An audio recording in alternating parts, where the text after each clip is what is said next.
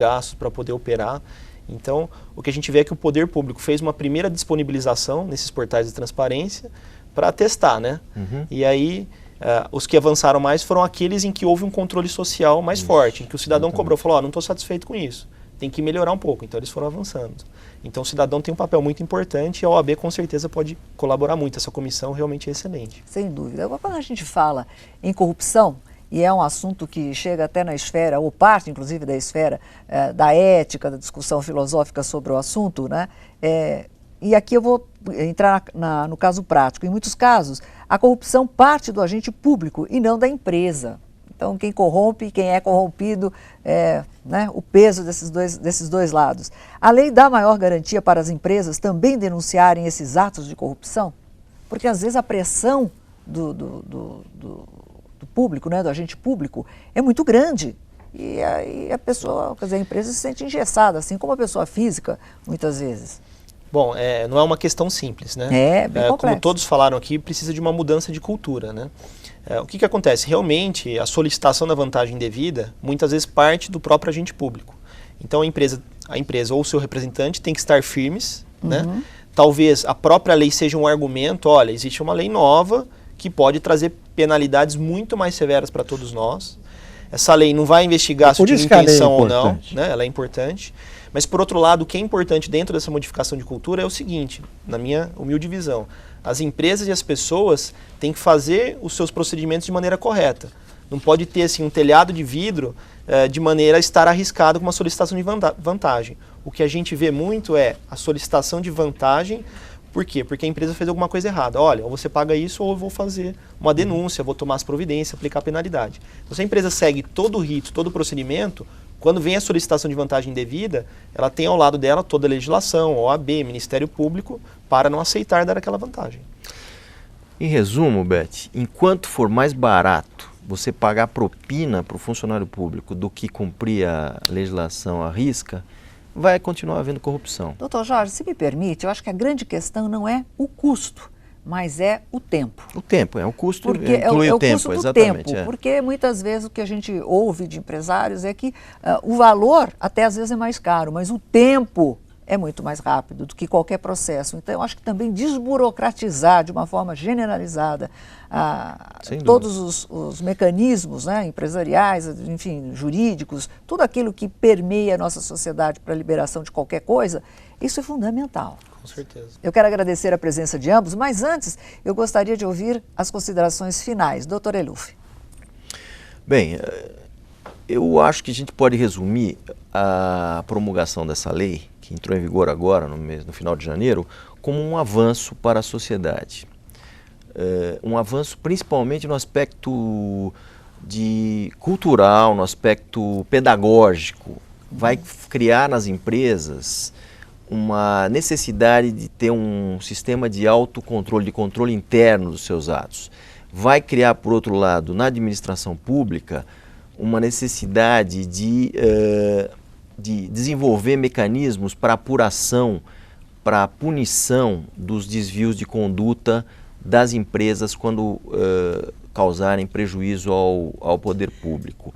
Vai forçar a administração pública a desenvolver, a aperfeiçoar os mecanismos de controle jurídico, a advocacia pública das diversas esferas governamentais tem que ser reforçada, porque é ela que vai fazer a análise jurídica daqueles atos, vai dizer se é cabível a instauração do procedimento ou não, vai caber a advocacia pública, portanto um advogado vai ter que dizer se aquele ato de fato infringiu a lei, a nova lei anticorrupção. Portanto, tem uma série de vantagens. Tem as desvantagens que vão ser aperfeiçoadas com o tempo, com a sua aplicação, que já foram colocadas aqui. A questão precisa melhorar a questão do acordo de leniência, da competência estar distribuída entre as diversas esferas de governo.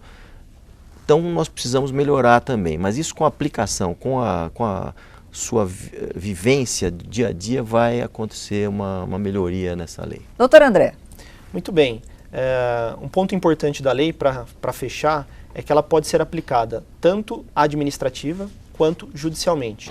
Ou seja, caso seja identificado um ato lesivo à administração pública, o Poder Executivo, uma prefeitura, o governo estadual, instaura um processo administrativo de responsabilização da empresa e, após ampla defesa assegurada, pareceres jurídicos, esse processo administrativo pode culminar na aplicação de uma penalidade pecuniária, pagamento de uma multa, que pode ser de até 60 milhões de reais, e também a publicação da decisão condenatória da empresa em jornais de grande circulação.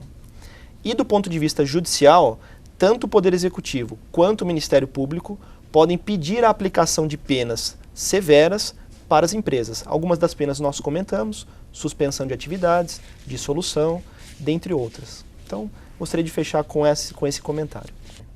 Eu me atreveria a dizer que ela é uma semente de esperança numa nova cultura de honestidade. Sem dúvida alguma.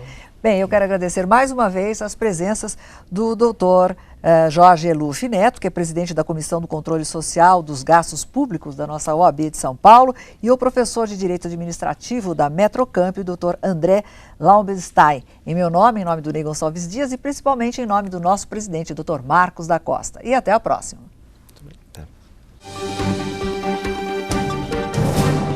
Biografias não autorizadas versus direitos da personalidade foi tema de uma palestra realizada pelo advogado Neemias Domingos de Melo, no auditório da OAB em São Paulo. O encontro contou com a participação de advogados, acadêmicos e operadores do direito. Nós vamos travar um debate com 5 autoridades no assunto, são professores universitários, sobre uma questão muito presente, que deve ser objeto, inclusive, de julgamento esse ano pelo Supremo Tribunal Federal, que é essa aparente colisão de direitos, que seria o direito dos biografados em ver preservada a sua vida íntima, não é? E o direito de livre expressão, que está assegurado também na Constituição. Então são 2 direitos constitucionalmente assegurados, que é o direito que eu tenho à minha vida privada e à preservação dos meus dados, e de outro lado o interesse do público em conhecer também as pessoas que são notórias, as pessoas que são públicas. Normalmente a pessoa pública está ligada a algum aspecto da cultura, ou da música, ou da política, de sorte que essas pessoas têm uma parte da sua vida que é íntima e deve ser realmente preservada. Mas tem uma outra parte que é do interesse do público em conhecer, porque normalmente estão ligados a fatos históricos que são relevantes para a memória de um país. Então o que nós vamos discutir é até onde a liberdade de imprensa pode ir, até onde o direito de preservar a minha imagem também pode ir e quais seriam as responsabilidades que se poderia identificar em qualquer ação que eventualmente extrapole o chamado limite do razoável, né? De acordo com o advogado Paulo Hamilton Siqueira Júnior, um dos debatedores do encontro, a liberdade de expressão, como qualquer outro direito fundamental, não é absoluta. Portanto, há necessidade de ser compatibilizada com outros direitos de igual importância. A importância de falar sobre esse assunto é que se trata de um objeto constitucional sensível. Na verdade, envolve 2 valores constitucionais. De um lado, a intimidade, o direito da personalidade, e do outro lado, o direito à informação, o direito à liberdade de expressão. E há necessidade da compatibilização desses 2 direitos constitucionais que são de igual importância. Liberdade de expressão ou a intimidade do biografado? O que vale mais? Existe um limite para o biógrafo? Estas foram algumas das questões debatidas durante este encontro. O trabalho do biógrafo é um trabalho autoral, um trabalho de pesquisa, e que tem que ser visto com um pouco mais de seriedade. As pessoas tendem a imaginar que o biógrafo é um fofoqueiro que vai falar a respeito da vida do biografado, e não é isso. O biógrafo pesquisa, analisa fatos, discute fatos, coloca a vida do biografado na época, no contexto em que ele está. Então a biografia é algo importante, né? Principalmente quando esse biografado tem muitos fãs, quando pessoas o seguem, né, de alguma forma, quando ele tem alguma importância, o que ele diz é importante. Então, eu acredito que o trabalho do biógrafo precisa ser um pouco mais bem visto, né? A gente tem, eu ouvi essa frase, salvo engano, do biógrafo do Roberto Carlos, cuja biografia foi retirada das livrarias, né? Ele disse assim: temos 5.000 biografias sobre o Elvis Presley e nenhuma sobre o Roberto Carlos. Quer dizer, tem cabimento isso para o Brasil? Não tem. A gente precisa saber quem é essa pessoa. Durante o encontro, o palestrante lançou 2 livros, Teoria Geral e Obrigações e Responsabilidade Civil, que fazem parte da coleção Lições de Direito Civil. É uma coleção de 5 volumes para os 5 anos do curso de Direito, chamado Lições de Direito Civil. Hoje nós lançamos 2 volumes, que é o volume 1 e o volume 2. A coleção será completada com mais 3 volumes.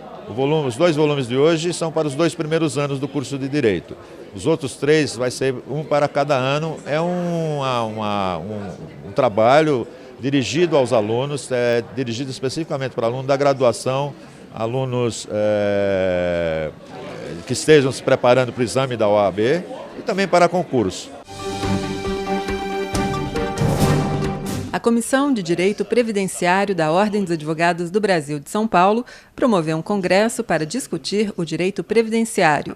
O evento foi realizado no Teatro Gazeta, em São Paulo. Estamos recebendo nesta manhã 6 palestrantes, os professores de alta qualidade, mestres, doutores, para falar aos nossos colegas. E registro também que estamos aqui com mais de 900 colegas assistindo esse congresso e toda a doação que estamos arrecadando como forma de inscrição, que é uma lata de leite em pó, nós estamos destinando à cidade de Itaoca, aquela cidade que foi devastada, uma cidade próxima a Piaí, e devemos encaminhar essas 1000 latas com mais o que nós arrecadamos também na seccional para essas pessoas tão necessitadas nesse momento. Durante o encontro, que reuniu mais de 800 participantes, entre advogados, acadêmicos e operadores do direito, foram realizadas 6 palestras. A elaboração de recursos no Juizado Especial Federal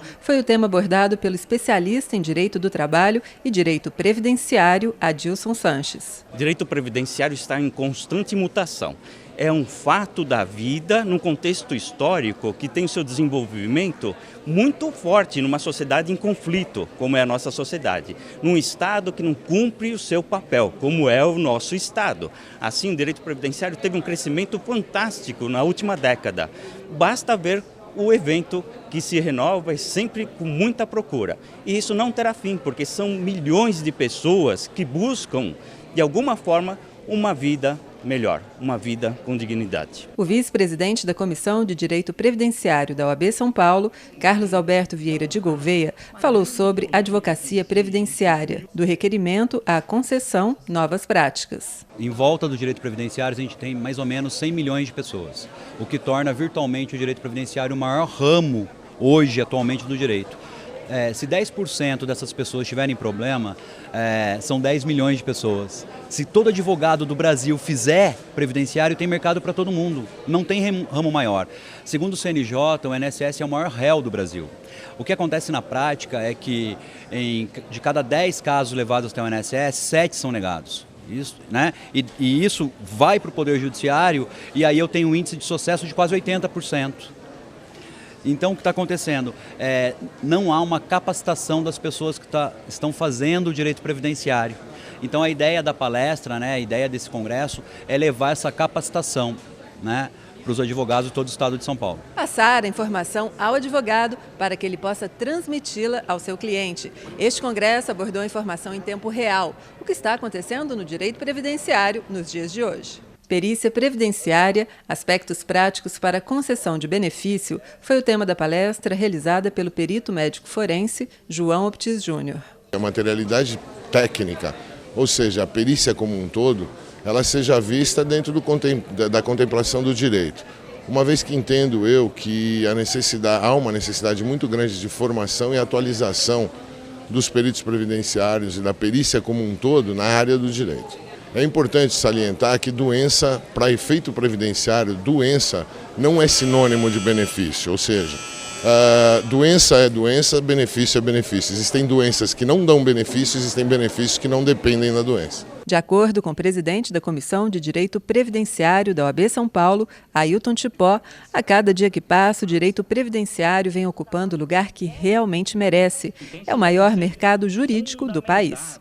Trazer temas aí atualíssimos, com grandes nomes do direito previdenciário, né, como a advocacia previdenciária, administrativa e judicial, como todos os contornos da perícia médica, como a aposentadoria especial dos deficientes, que eu irei proferir, como as revisões dos benefícios em face da última decisão do STF. Então são temas realmente de grande relevância que mereciam e vão continuar merecendo o nosso carinho, por isso que nós resolvemos fazer esse primeiro congresso e logo, se Deus quiser, vamos já realizar o segundo. Finalizando o encontro, o advogado Arismar Amorim Júnior falou sobre as novas revisões previdenciárias após a confirmação da decadência pelo STF. Dia 15 de outubro de 2013, houve o julgamento da decadência, né, que foi uma data triste para os segurados do INSS, onde se aplicou uma legislação que não era vigente para as pessoas antes de 97, e o INSS quer fazer, porque ele tem um esqueleto guardado dentro do armário de milhões de reais que ele deve aos segurados. E ele quer, com essa decadência, acabar pondo uma pá de cal sobre essas revisões. O que acontece?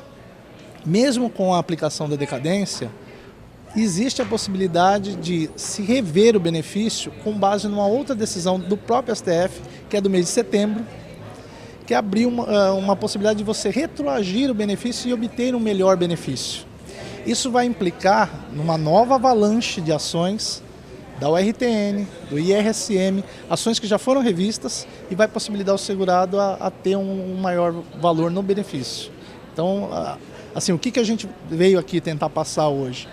Para alertar os advogados para essa nova possibilidade, porque está todo mundo falando de ação do FGTS, né, é o que está na moda agora, e os previdenciaristas esqueceram que tem ação ainda, que eu até estou brincando que é a mãe das outras revisões, que tem um grande valor econômico aí para os segurados e, em consequência, para o advogado também, como honorários. Este congresso foi promovido pelo Departamento de Cultura e Eventos da OAB São Paulo e contou com patrocínio da Legale Cursos Jurídicos. Professor Edson Maluf, que é o diretor-presidente da Faculdade Legale, comunga dos mesmos ideais do Departamento de Cultura e Eventos, que é o aprimoramento jurídico, levar o conhecimento a todos os colegas, onde for no estado de São Paulo, e temos essa parceria já há vários anos.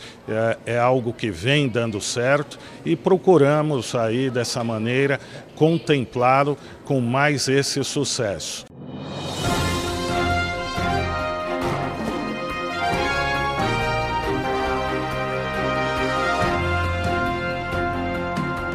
A Caixa de Assistência dos Advogados de São Paulo já está preparando o cronograma de campanhas preventivas de saúde para 2014. Confira. A primeira campanha de saúde de 2014 será realizada ainda no mês de fevereiro, durante o primeiro encontro regional dos advogados de São Paulo.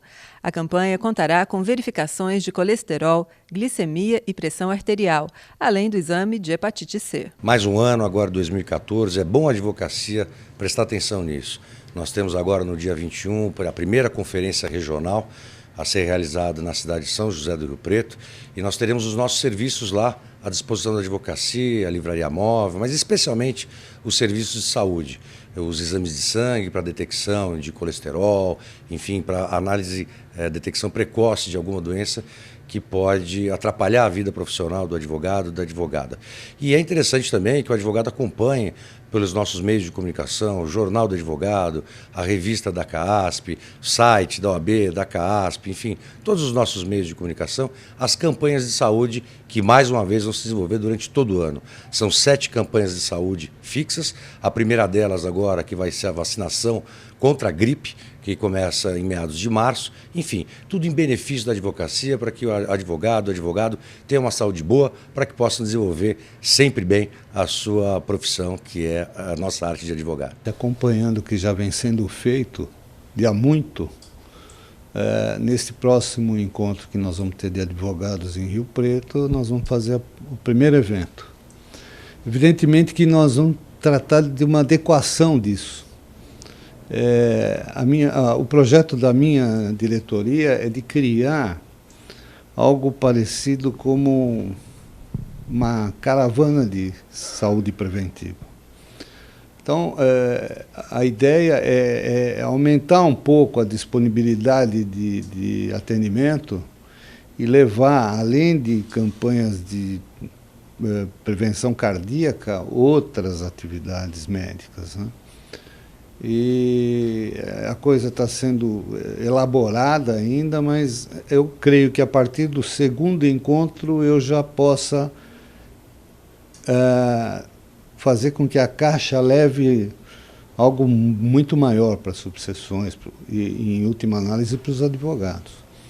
Então, nós estamos tentando aperfeiçoar essas campanhas de saúde e vamos conseguir. No mês de março, a CAASP promove mais uma edição da campanha de vacinação contra a gripe. Essa é uma ação itinerante que percorre todas as subseções da OAB São Paulo. E a gente aproveita essa fase de outono de cada ano para fazer a campanha de vacinação contra a gripe. Nós já estamos tratando desse assunto.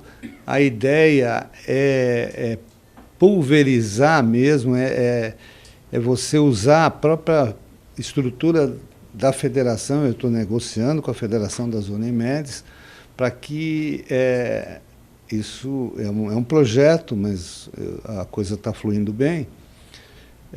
A gente não vai ter mais limitação de tempo, porque se nós conseguirmos o apoio da federação, eles vão estruturar as singulares das Unimedes para atender os advogados. Então, o que antes nós oferecíamos em horas ou em dias, hoje vai estar permanentemente facultado aos advogados em cada singular da Unimed. A primeira fase da campanha de saúde bucal da CAASP deve ser realizada em maio.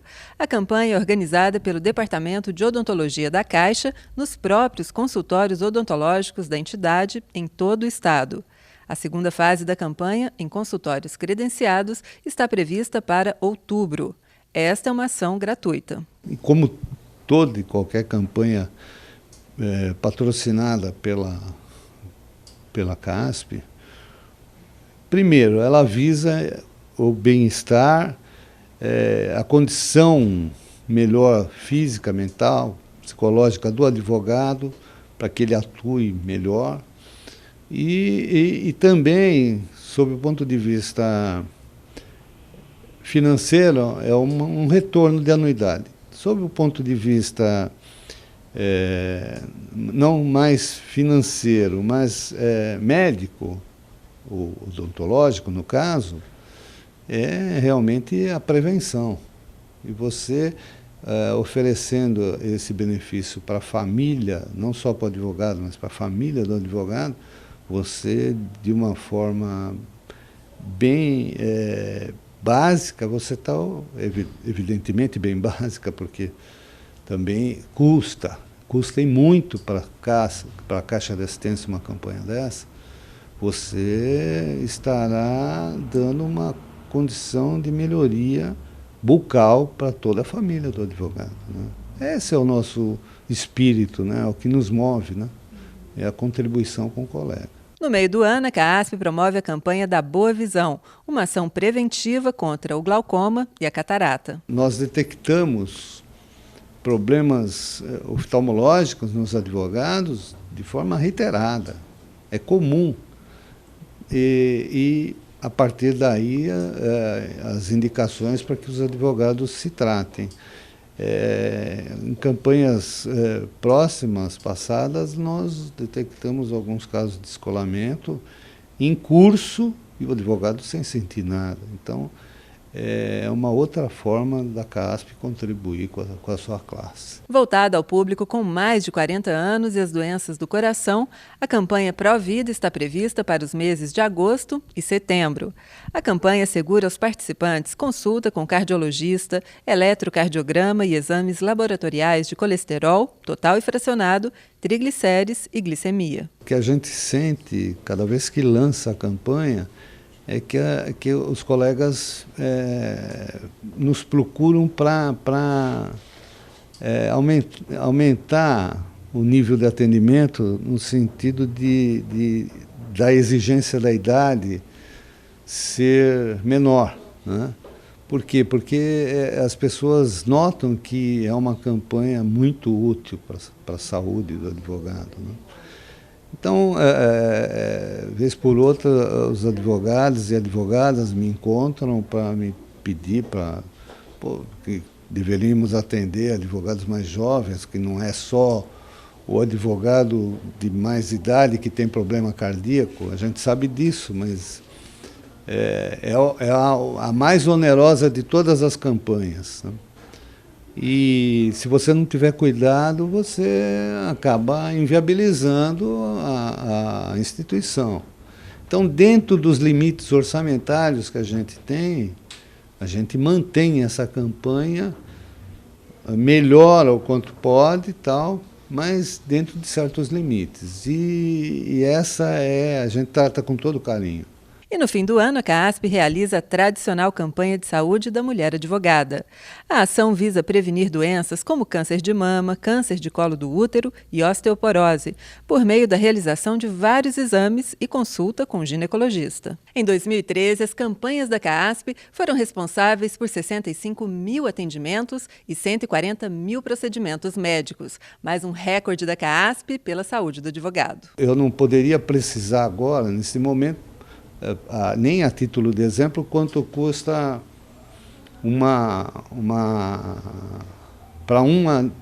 ou a cada advogado uma campanha dessas, né? Eu sei que a vacina nós subsidiamos 70%. Né? 70% do custo da vacina contra a gripe é paga pela Caixa de Assistência. E você tem a vacina, o custo da vacina, o custo do que eles chamam de gesto vacinal, isso tudo é bancado pela Caixa de Assistência.